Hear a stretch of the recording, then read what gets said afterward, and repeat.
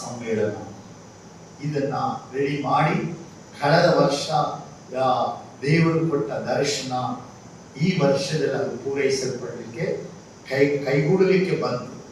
ಆಗ ಸೇವಕರ ಕುಟುಂಬ ಪಾಸ್ಟರ್ ಕಾನ್ಫರೆನ್ಸ್ ಅಂದ ಕೂಡಲೇ ಇವತ್ತು ಜನರಲ್ಲಿ ಇಲ್ಲ, ಎಲ್ಲೂ ಪಾಸ್ಟರ್ಸ್ ಕಾನ್ಫರೆನ್ಸ್ ಇಲ್ಲ.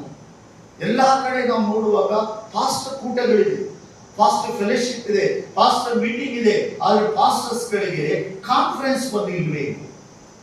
ಆಗ ಈ ಪಾಸ್ಟರ್ ಮಾತ್ರ ಮೀಟಿಂಗ್ ಅಲ್ಲ, ಪಾಸ್ಟರ್ ಜೊತೆಯಲ್ಲಿರುವ ಅವರ ಧರ್ಮಪತ್ನಿಗೂ ಸಹ ಒಂದು ಮೀಟಿಂಗ್ ಬೇಕಾಗಿದೆ. ಇದು ದೇವರು ನನಗೆ ತಿಳಿಸಿದ ವಿಷಯ. ಆಗ ಸೇವಕರ ಮನೆಗಳನ್ನ ಸೇರಿಸಬೇಕು. ಇವತ್ತು ನಾವು ಕಾಲಘಟ್ಟ ಸೇವೆ ಹೆಂಗ್ ಹೋಗ್ತಾ ಇದೆ? ಆಗ ದೇವರು ನಮ್ಮನ್ನ ಕರೆದಂತಹ ಕರೆಯುವಿಕೆ ಎಲ್ಲಿದೆ? ದೇವರು ಕೊಟ್ಟ ದರ್ಶನವನ್ನ ನಾವು ಸಂಪೂರ್ಣವಾಗಿ ಹೋಗ್ತಾ ಇದ್ದೇವಾ? ಅಥವಾ ದೇವರು ಕೊಟ್ಟ ಸಭೆಯನ್ನ ನಾವು ಸರಿಯಾಗಿ ಅದನ್ನು ನಡೆಸ್ತಾ ಇದ್ದೇವಾ?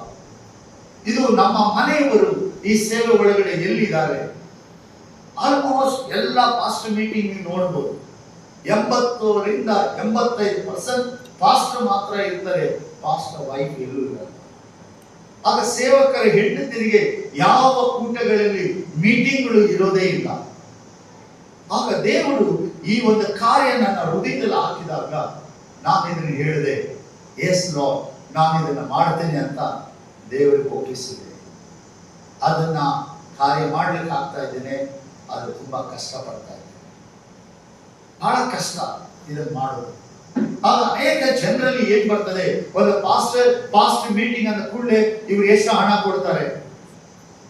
ಈಗ ಅನೇಕರು ಕೇಳಿರ್ಬೋದು, ಆರ್ಗನೈಸ್ ಮಾಡೋರಿಗೆ ಎಷ್ಟು ಕೊಡ್ತಾರೆ, ಏನ್ ಕೊಡ್ತಾರೆ, ಏನೇನ್ ಮಾಡ್ತಾರೆ, ಜನರಲ್ ಆಗಿ ಕೇಳಿಬಿಡ್ತಾರೆ.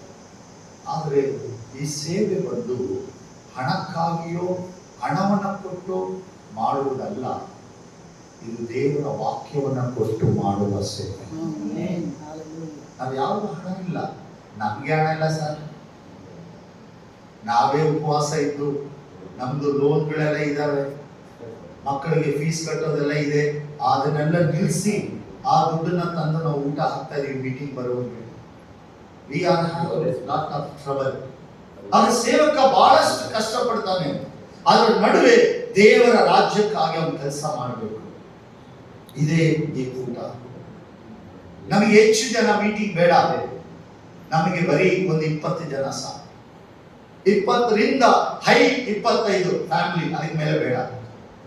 ಯಾಕಂದ್ರೆ ತುಂಬಾ ಜನ ಸೇರಿಸಿ ಪ್ರಸಂಗ ಮಾಡಿ ಏನು ಹೆಸರು ತಗೊಳ್ಳೋದಿಲ್ಲ.